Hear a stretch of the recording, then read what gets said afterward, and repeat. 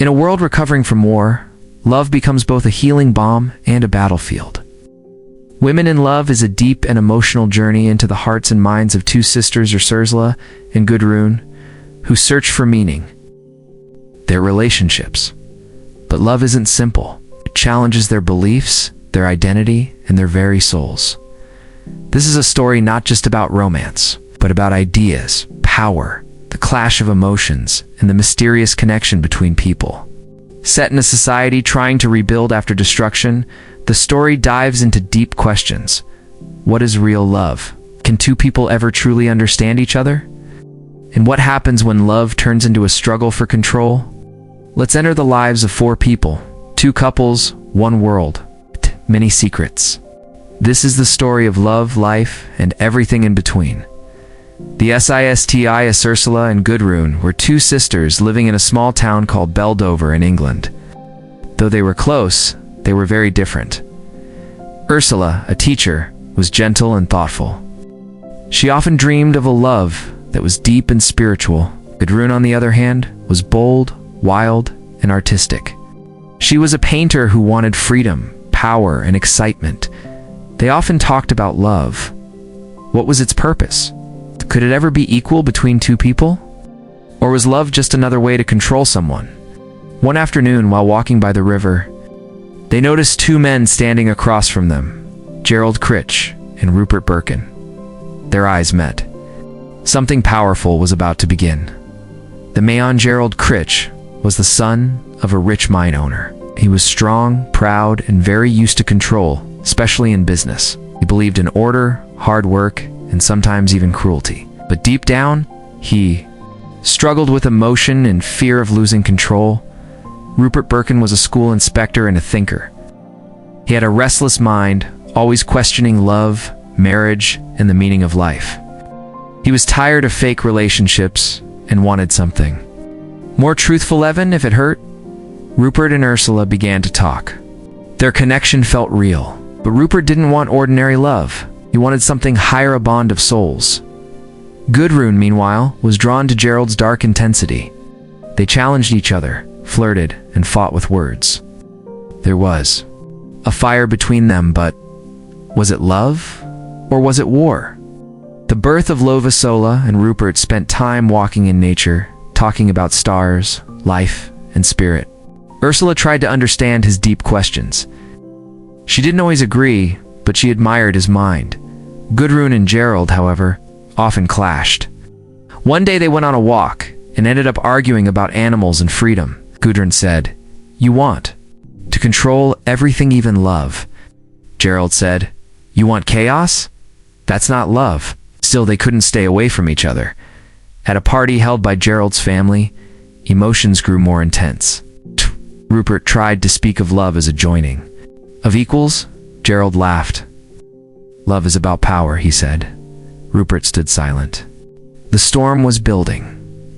Emotional storms. Rupert and Ursula's love deepened. They made love by the water, whispered dreams and shared silences. But Rupert was still unsure. He wanted a perfect spiritual union, not just a physical relationship. Ursula grew tired of this endless searching. "Why can't we just live and be happy?" she asked. Rupert replied, "Because I want more than just happiness. I want truth." Meanwhile, Gudrun and Gerald's relationship turned darker. He wanted her to be his, fully. She refused to be controlled.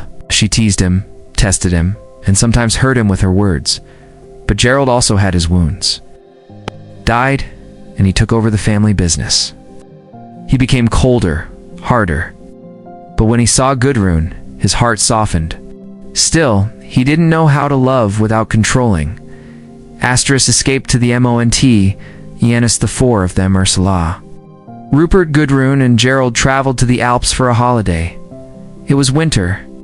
Snow covered the world. The cold reflected the emotional distance growing between them.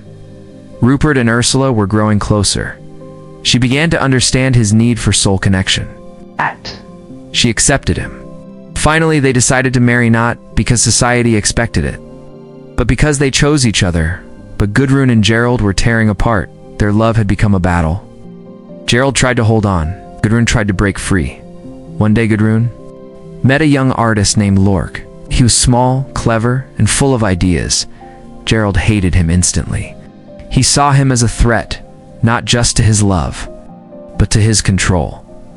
The final cracks were showing. Brekdown began to flirt with Lork. Gerald grew more distant, more broken. One night, he followed Gudrun and saw her laughing with the artist. Rage filled him. He confronted her. "You enjoy making me suffer?" he shouted.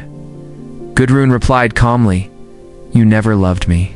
You only wanted to own me." Gerald walked out into the snow, lost and broken. The cold night matched the emptiness he felt inside. He wandered into the mountains, alone, cold, lost. He never returned.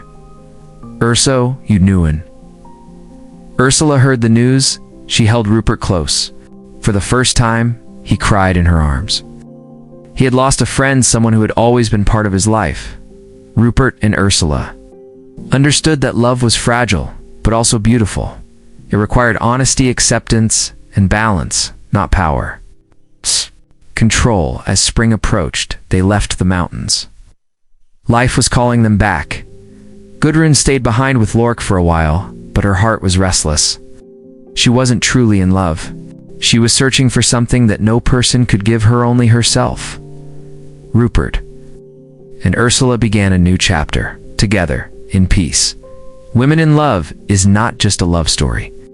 It's a mirror to human emotions, the struggle between body and mind, passion and freedom, control and surrender. Ursula and Rupert show us that real love is about understanding, growth, and equality. Gudrun and Gerald remind us how dangerous love becomes when it turns into a power game. Some loves heal, some loves break. Every love teaches us something. In the end, love is not just about finding someone. It's about finding yourself. Asterisk. Thanks for watching. If you really like the story, please do like, share, subscribe, comment on my channel World Stories. See you in the next video.